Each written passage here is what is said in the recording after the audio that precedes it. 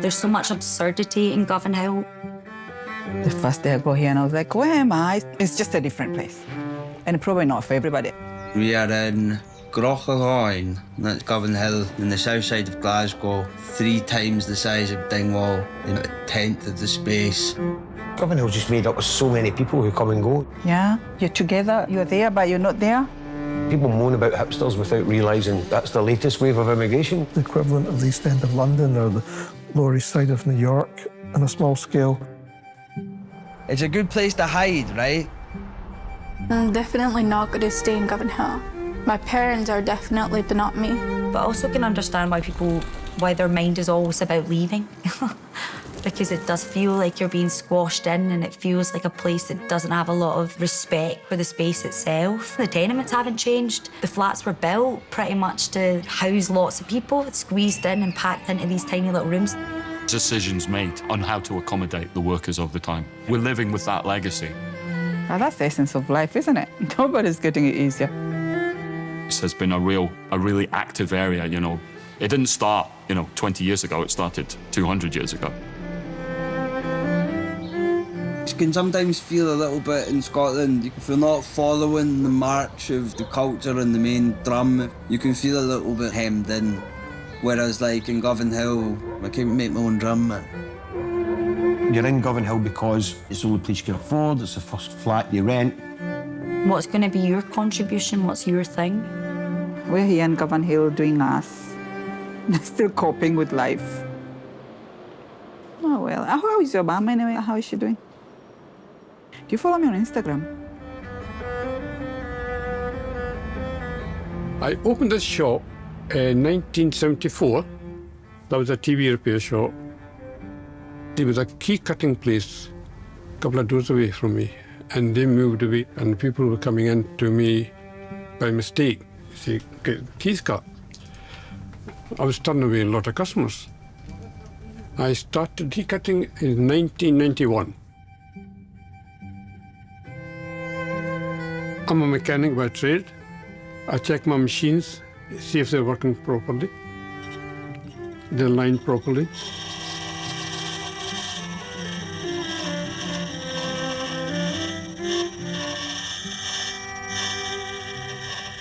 I can tell if the cutting, by looking at it, if the cutting is good, I know it's not going to come back.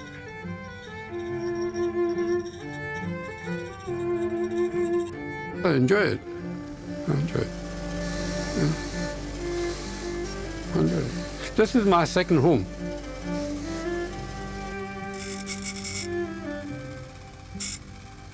I go home to sleep and I spend all my time in the shop.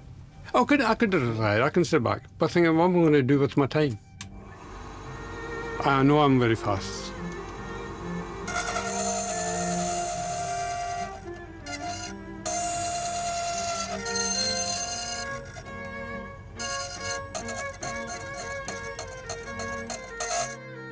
When I was serving my apprenticeship, I was a tea boy just at the beginning. I go for here, and go there, and go there, a message boy. First year you spend your time as a tea boy, then the second year they put you up in a workshop. It's a training, isn't it? The old lady, the boss's mother, and she used to send me for messages. Before she says anything, I knew what she wanted, and I just run off. And she said, "Come back, Sam, I haven't finished yet."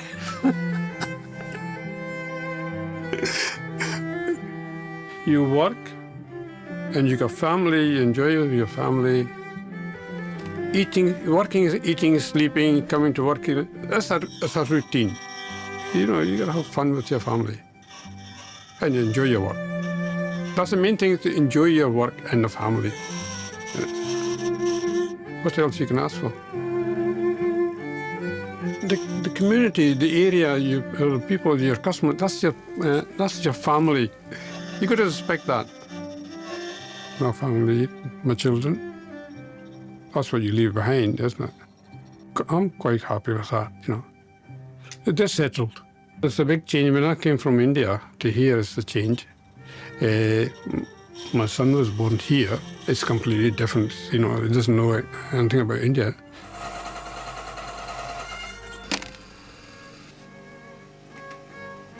It's all hard work. Came from my father.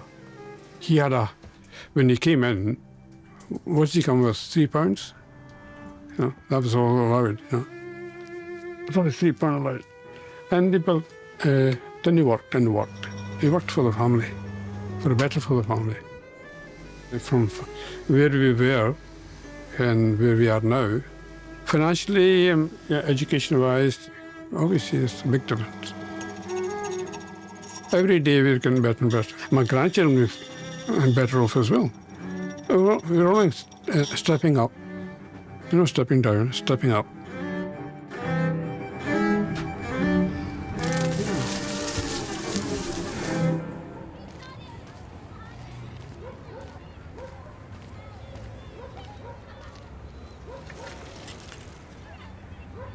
Not long after we moved here, I discovered that this area of the Gorbals in Govanhill was colloquially known as Little Donegal because of the high concentration of people who'd come from Donegal. Govanhill's always been a transitional area. A kind of Donegal place. A sort of thriving Jewish area. Before the Faisalabad connection, it's with the Jalandhar connection, which is true to this day. You would come over and stay with people that you knew, who'd maybe helped you get a start in a job. And you're all in the same boat. You have to start from zero. Most people, 99% I would say, had to start from zero. Especially if you're an immigrant minority or a religious minority, both. People like to live beside other people who think, eat, and have the same customs. Food that's as close to home as possible. That's what keeps you sane in those first maybe 6 months to a year. In Allison Street, there were Jewish grocers, what you would now call delis, the kosher butcher. It seems a natural way, it just springs and it just happens, but there is some method to the madness. People cling together for a reason, do you know what I mean? It's because their way of getting through an awful difficult environment.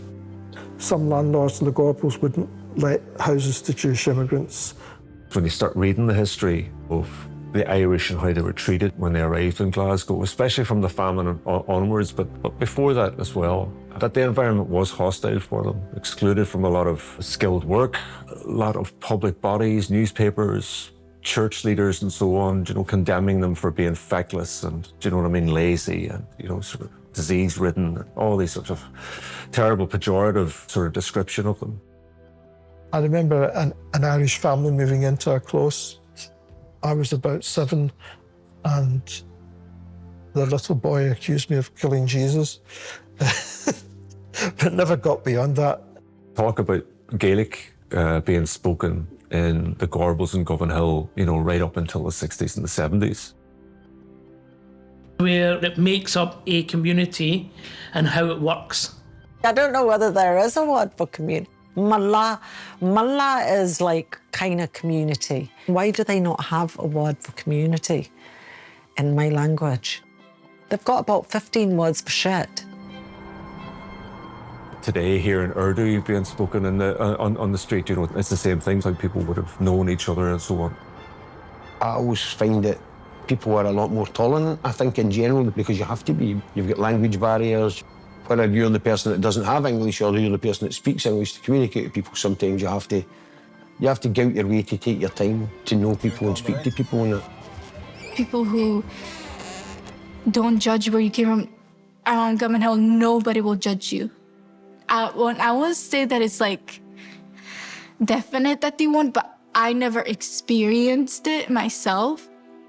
I've never experienced racism around there. But when I go out of Govanhill, it's obviously, it does happen. You pick up little stories about it, you know, that people had to be careful if they moved outside the area, that they had to be careful not to speak Gaelic, that would draw attention to themselves. Like those periods that become so integral to how we like remember ourselves are so wrapped up in the places that we live and the experience of living in them and wanting to feel like life didn't just happen at you, but you were also able to happen to it. I never felt quite at one with either place, right? And I'd thought that I was just a weirdo. I thought I was just like a fucking strange little black sheep that's just going to wander about baaing until someone cuts his fur off, you know what I mean? That quietness, that reluctance to draw attention to themselves, that, you know, to talk too much about their own troubles or anything like that. It was a real feature of their generation. The concept of Govanhill, which means between two worlds, right? I think there's a lot of people walking around this area that are going to feel like that, do you know what I mean? That are going to, like, identify with that exact feeling, right? I think it was quite traumatic for that second generation. We were in a space where we were trying to assimilate as well, trying to, you know, hard to feel comfortable outside of the home. But then at the same time, we were in our homes having to make sure that we didn't show any of that side of us. So it was a tug of war at all times. You always felt as if you were leading two lives. Quotes that go through my head, you know, one of them, though, is the only thing that we ever learn from history is that nobody ever learned anything from history. But that's too negative. But maybe be reassured. Maybe that's the word. People can come here with nothing, virtually nothing, and re-establish themselves.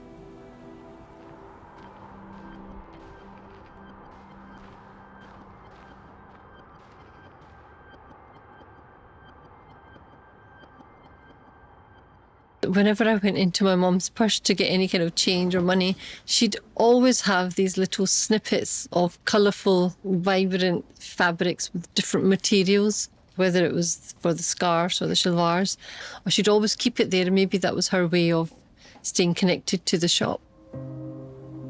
From, I would say, about the 1960s, fabric shops were in the form of warehouses that the South Asian men would run. It was at a time when women did not go out to work. It wasn't the norm, because traditionally in places like India and Pakistan, it would be men that would be sitting at the fabric shops, you know, measuring out the cloth and selling it out. So women would always have to go with somebody, their dad or their brother or husband, to go and buy material for themselves. Women were very much looking after the family, doing jobs, sewing clothes, but at home. क्योंकि उदों बहुत देर तक असी कपड़े जिहड़े ने ना असी जमा करते जांदे हुंदे सन आहिस्ता आहिस्ता क्योंकि उदों इन्ना पैसा नहीं सी ते जमा कर के ना अपना अटैच केस तैयार करदे हुंदे सन जो असी पाकिस्तान जावांगे ते फिर असी उत्थे लैके जावांगे ਉਹ ਕਪੜਾ ਜਿਹੜਾ ਨਾ ਉਹ ਉਦੋਂ ਇੱਥੋਂ ਦਾ ਕਪੜਾ ਜਿਹੜਾ ਨਾ ਬਹੁਤ ਨਾਈਸ ਸੀ ਜਾਪਾਨ ਦਾ ਕਪੜਾ ਸੀ ਇਹ ਕੋਰੀਆ ਦਾ ਸੀ ਫਿਰ ਕਪੜਾ ਉੱਥੇ ਜਾ ਕੇ ਗਿਫਟ ਦੇਈਦਾ ਸੀ ਤਾਂ ਸਵਾਂਦੀਆਂ ਸਨ ਤੇ ਬੜਾ ਖੁਸ਼ ਹੁੰਦੀਆਂ ਸਨ ਕਹਿੰਦੇ ਅੱਛਾ ਇਸ ਤਰ੍ਹਾਂ ਦਾ ਕਪੜਾ ਅਸੀਂ ਕਿਧਰੇ ਵੇਖਿਆ ਨਹੀਂ ਲੋਕ ਅਗਰ ਟੁਰਦੀਆਂ ਸਨ ਨਾ ਤੇ ਗਲੀਆਂ ਵੇਖਦੇ ਹੁੰਦੇ ਸਨ It was silkier, it wasn't cotton, it had a more flowy feel to it. For many of these ladies, they came from satellite villages outside Faisalabad. That was their bit of luxury spending. The start of the fabric shop would have mainly been from the house. They would have tested the waters by having a section in their household where they would have got many rolls of cloth. My mother was one of the few women that had migrated in the Asian community at that point. Indian and Pakistani. She already had a sort of fascination with colours, fabrics, and she outgrew the flat with a fabric, sewing machine, and also 4 children. They wanted to contribute to the household expense. They wanted to be financially independent.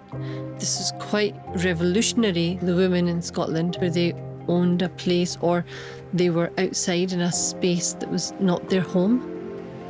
It wasn't everyone's cup of tea, but that's what it was like for those ladies. She was also one of the few to learn to drive initially, and then she was told by the men of the community. My father was told, can you ask her to stop driving, etc. She was just learning. She was here for 50 odd years. She never learnt to drive after that. What was her name? Rashida Barry.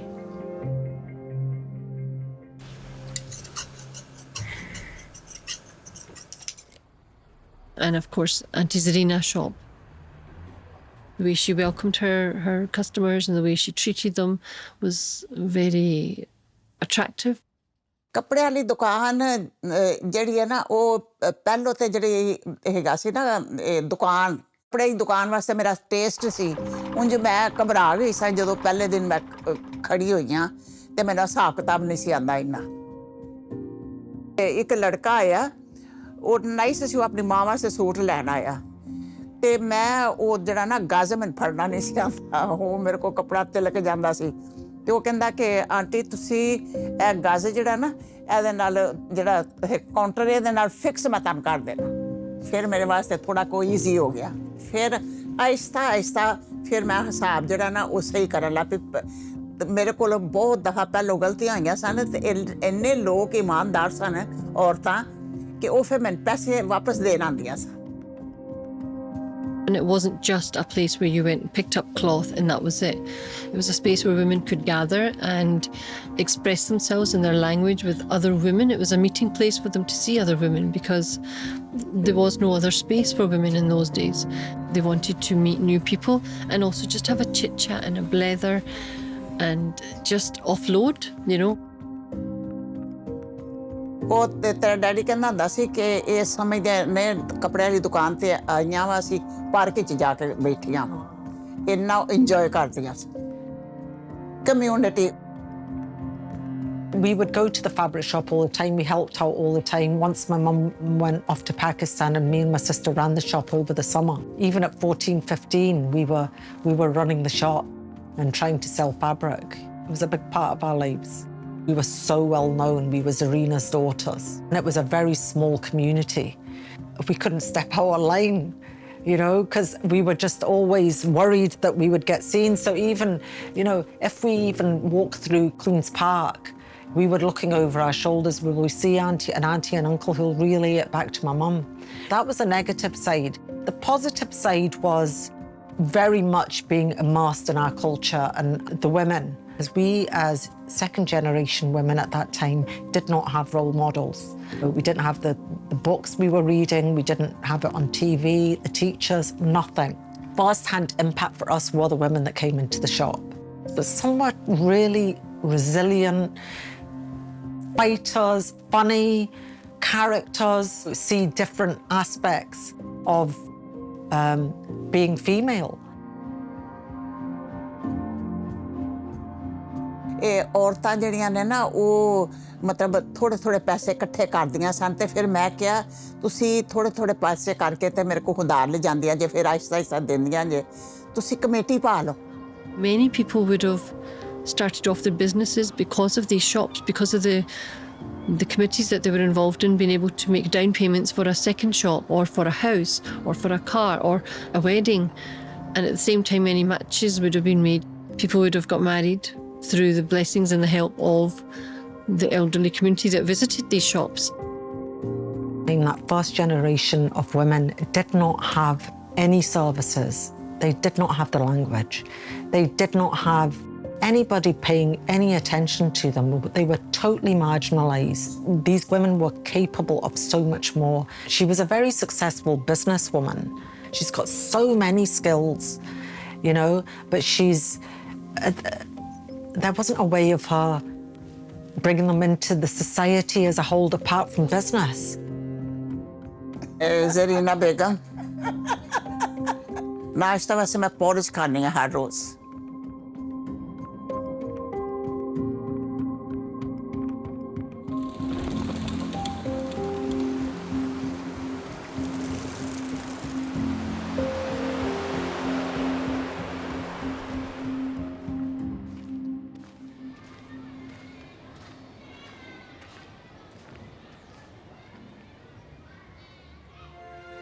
They had this football cage where all the wee boys play football and there's a massive hole in the gate. I was like, how do they play football? I thought the ball just, you know, they just do. They just find a way. They're just better at controlling the ball because they know that they can't have a game if they're just letting that go all over the place.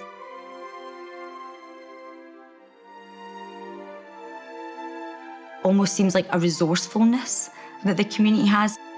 Like the way in which people just adapt to the situation in order to like have fun and have a good time and to find ways to be together.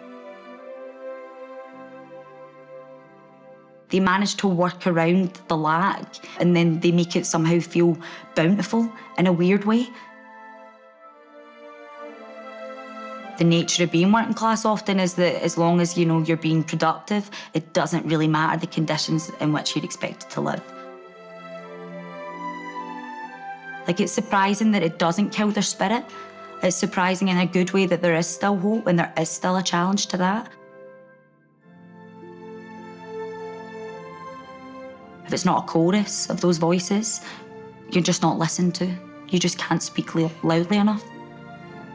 That's something that's rooted in this place, in its history, which I think is because sometimes people live so closely together.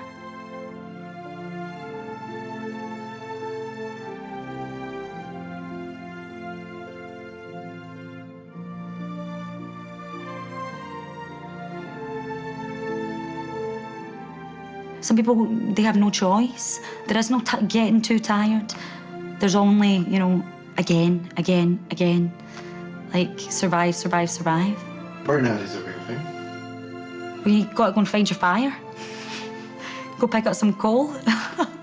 There is a fuel, you know. You go and you find the things that fuel you up. Everybody has the stuff that makes them feel, oh, I'm recharged again. I think it's fine to get, you know, a low, to feel like you don't have anything in the tank. Go and find your fuel, you know. Maybe that's dancing in the club or blooming, like, walking in the hills or swimming or, you know, spending time with your nana. Whatever that thing is for a person, go and use that as a remedy to all of the things that make it a bit more difficult to get up and go. Is your nana good fun? Yeah. I was like, funnily enough, that's my one. She's a hoot.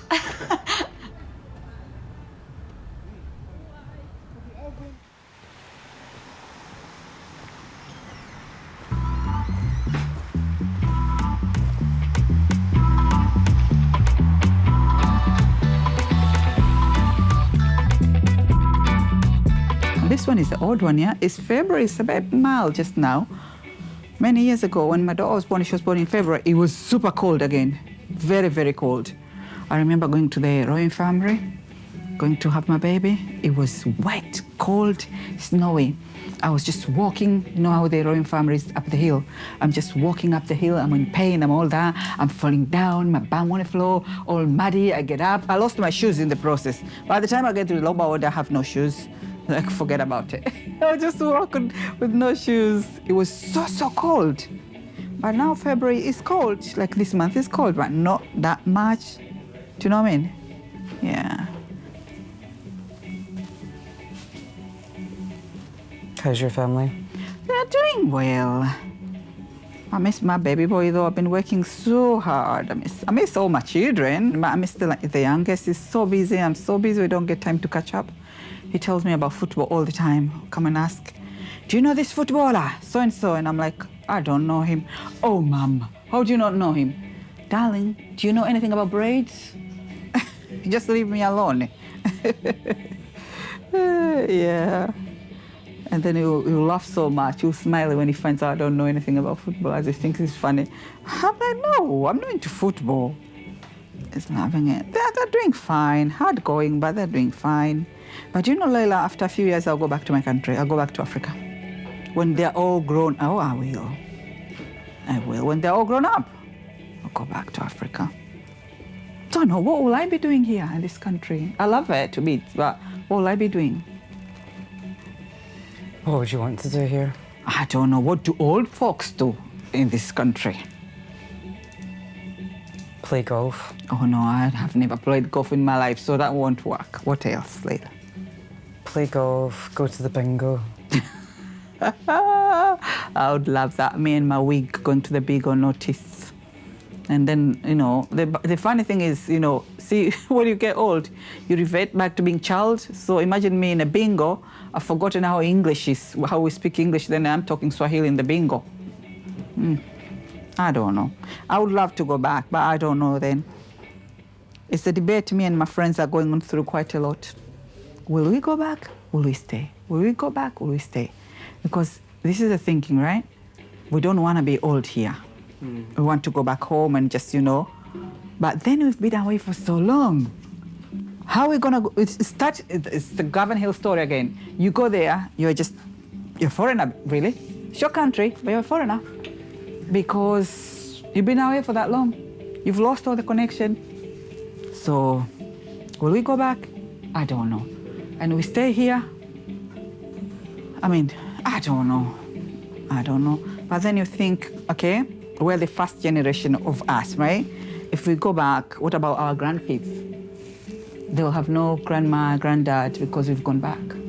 So we're cutting off the chain. It's a hard topic. One person told me, don't think about it. Just live your life for now. Whatever will be, will be. But it's hard, you're always thinking about it. Because that makes you think you're not here, you're not there. You're somewhere halfway. Such is life, eh? It's never easy, eh?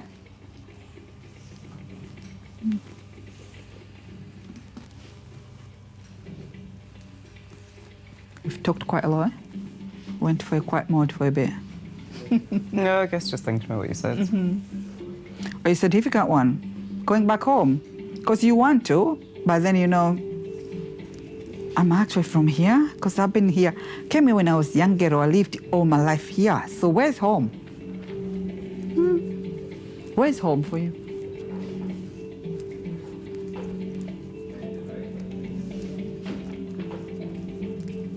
Wherever I feel safe and loved. It's true. Then anywhere could be home for you? Ish. Depends on whether the safety and the love is there, right? I mean, that safety and love can be everywhere. It could be, as long as you have the people you love and they care for you and you feel safe, you're in Australia, that's home then. I can't go back, I couldn't go back to Nigeria and make Nigeria home. No, you can't. That's just not a reality. But also, Scotland doesn't feel like home. Home as well.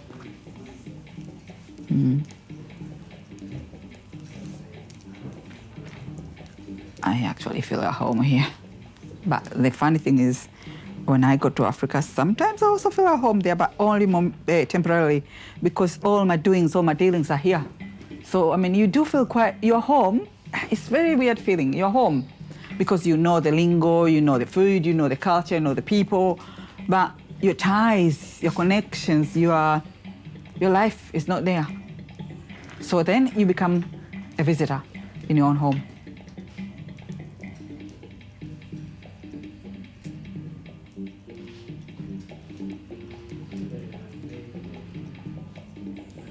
Very interesting, isn't it? You wonder how Romanians and people from Asia, Pakistan, how do they feel in Govanhill? Do they feel home? Ask them. I might, actually.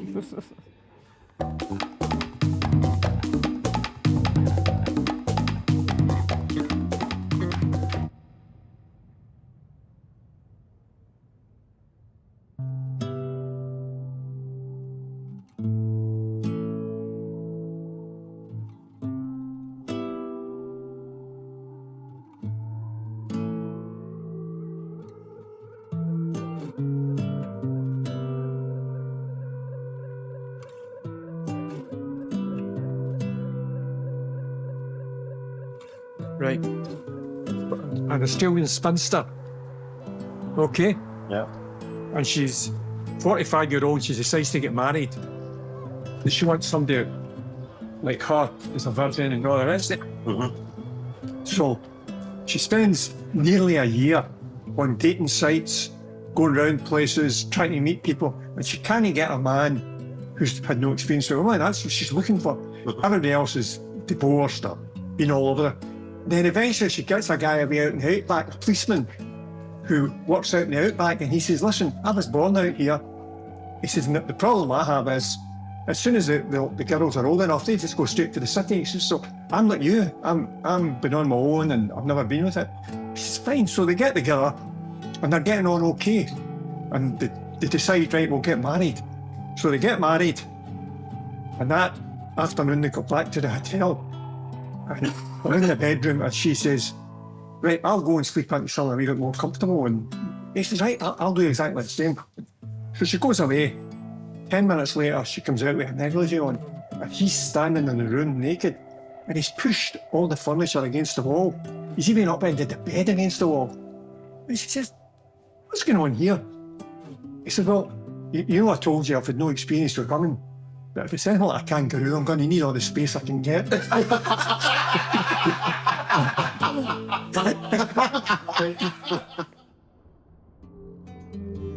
I have a difficulty. I have a difficulty. I have a difficulty. I have a difficulty with loving environments. Attack me or threaten me, I know exactly what to do. But I have a difficulty with loving environments.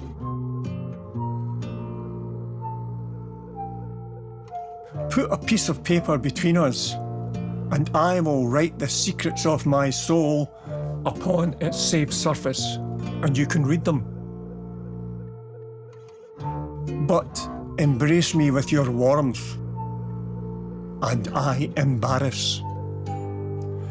I have a difficulty with loving environments.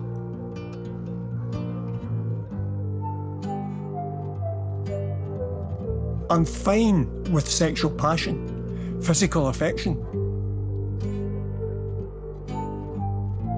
I'm comfortable with your aggression. I'll respond to your anger like an animal.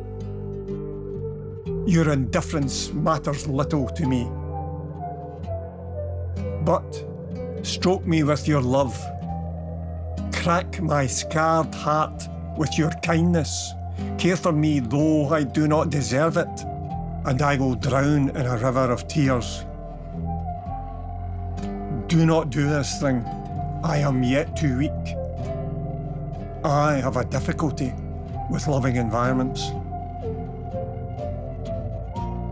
So leave your offerings on my doorstep. Your starlight and nectar.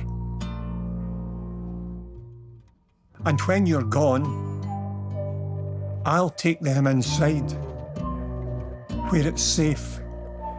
Gaze at them in wonder.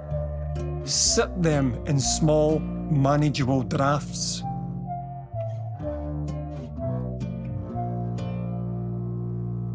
So that they quietly nourish with small teardrops the delicate roots of my parched heart,